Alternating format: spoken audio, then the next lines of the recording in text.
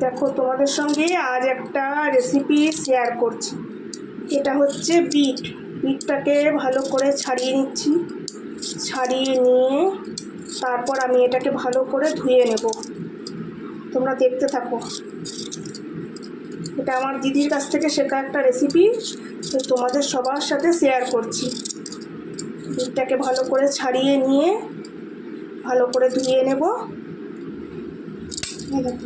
বিটটাকে এবারে দুভাগে ভাগ করে নিচ্ছি। দুভাগে ভাগ করে নিলাম, নিয়ে এবার এটাকে বাটির মধ্যে নিয়ে ভালো করে জল দিয়ে ধুয়ে নেব।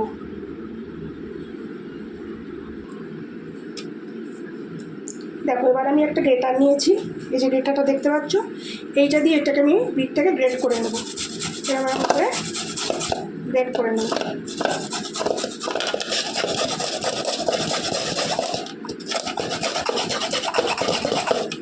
তোমরা আমার কাছে এরকম করে একটা গ্রেটার দিয়ে ভালো করে গ্রেট করে দেবো বিটটাকে। দেখো বন্ধুরা, আমার এটা গ্রেট করা হয়ে গেছে। এটা চিপলে দেখো এরকম করে রস পড়বে। এই চিপছি, এটা এরকম করে রস পড়ছে। এটা রসটা যদি চিপে তোমরা খেতে পারো খুব ভালো, স্কিনও গ্লো করবে আর হিমোগ্লোবিনের মাত্রাও বেড়ে যাবে যদি এটা চিপে খাও। আর যদি বলো যে না এটাই শুধু খাবে, সেটাও খেতে পারো। এটাকে শুধু না, এটাকে আমি একটা জিনিস বানাবো, এটাকে ভাজবো, এটাকে ভেজে আমি রান্না করব। তোমরা দেখতে থাকো। এই দেখো একটা পেঁয়াজ নিয়েছি, পেঁয়াজটাও কেটে নেবো ঝিরিঝিরি করে। পেঁয়াজটা কেটে নিয়ে পেঁয়াজটা বিটের মধ্যেই ভাজা হবে, বিটের মধ্যে দিয়ে এটাকে ভাজবো। তোমাদের দেখাই, দেখো কেমন লাগে। দেখো আমার পেঁয়াজগুলো কাটা হয়ে গেছে। এই দেখো পেঁয়াজগুলো আমার কাটা হয়ে গেছে।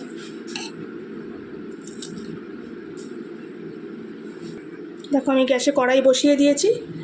এবার আমি কড়াইতে তেল দেবো, তারপর তোমরা দেখতে থাকো। দেখো কড়াইতে তেল দিয়ে কালো জিরে ফোড়ন দিয়ে দিয়েছি। কালো জিরে ফোড়নটা একটু ভাজা ভাজা হবে, তারপর আমি এটাতে পেঁয়াজটা দেবো। পেঁয়াজটা ভাজা হচ্ছে, পেঁয়াজটার একটু কালারটা চেঞ্জ হলে আমি বিটটা দিয়ে দেবো এর মধ্যে।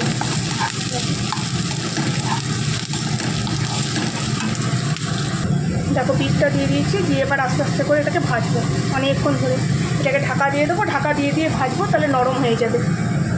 দেখো এর মধ্যে আমি নুনও দিয়ে দিয়েছি, নুনটা দিয়ে ভাজবো তাহলে তাড়াতাড়ি হয়ে যাবে। বিটটা ভাজা হয়ে যাক, তারপর তোমাদের দেখাচ্ছি।